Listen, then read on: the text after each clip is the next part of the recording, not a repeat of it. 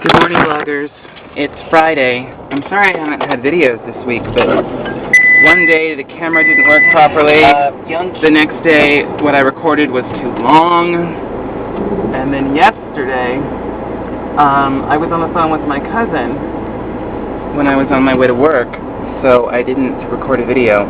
I finished all of my training and had my department meetings and all that stuff.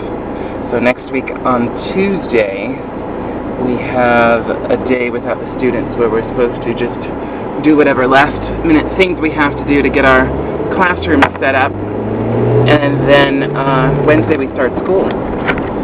And there's some drama that's happened about the play this year, blah blah, the musical, and I just don't want to even get into it, except to say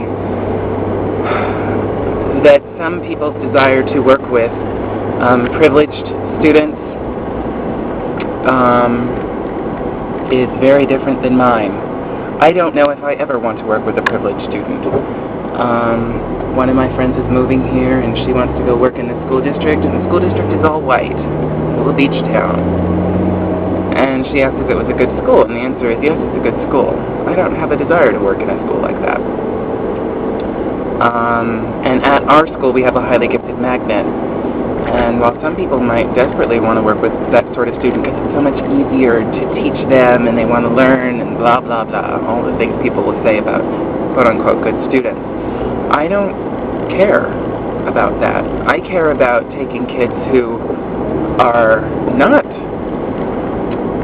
privileged or who are not immediately thought of as being a good kid, which does not make them not good kids, and that's the point, but the kids don't always know that, and I want to encourage that. That's what I want to do. That's why I'm a teacher.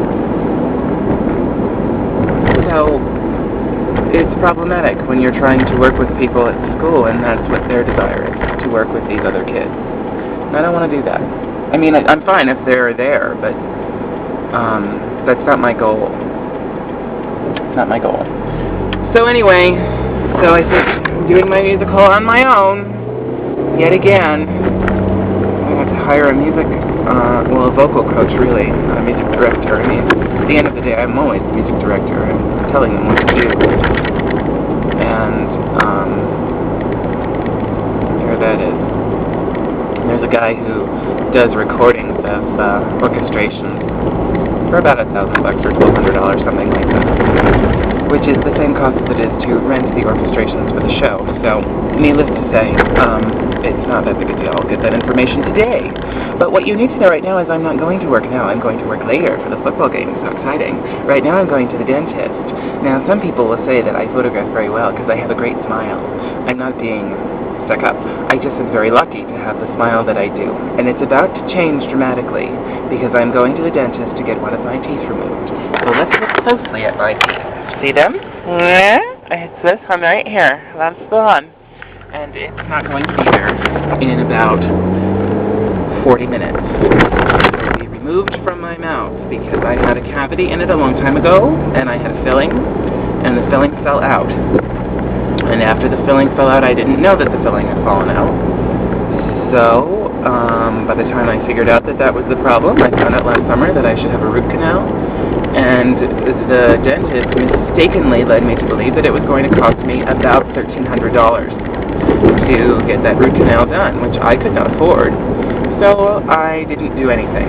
I took some antibiotics and went on about my way. Come to find that it actually only would have cost $400. This is the wrong street. $400 to get it fixed, but I didn't know that, so I didn't do it. And so now I have waited a year, and the decay has grown exponentially, of course, as it does when you have a big hole in your tooth. And so I'm getting it pulled out, and I'm getting, I can't remember what they call it, but essentially it's like a retainer, a little plastic retainer that will have sort of a placeholder tooth that supposedly when I'm wearing it you won't be able to tell from looking at it, although, you know, I don't know about eating and sleeping and all of this, and it really can mess up your teeth having a tooth missing. Regardless, I can't get an implant for I think 6 months is what he said, because it takes so long for it to heal, and I won't be able to afford it anyway until sometime next fall. But he claims that you can use this retainer thing kind of indefinitely until you break it or lose it, and then you can get another one. But it's $400. So I'm hoping not to break it or lose it. I want to just have it. Okay, bus, because I can't go until you go. And this retainer. And then sometime next fall, perhaps. If not next fall, then February of 2009. Imagine that. We'll have a new president. But then I'll definitely be able to have money to buy my little implant for $1,300 or however much money that's going to cost. So isn't that nice? My $400 root canal becomes a $1,300, $1,700 worth of change. Let's not think about that. Into dentist I go. Enjoy your day. Bye-bye. I'll report back after.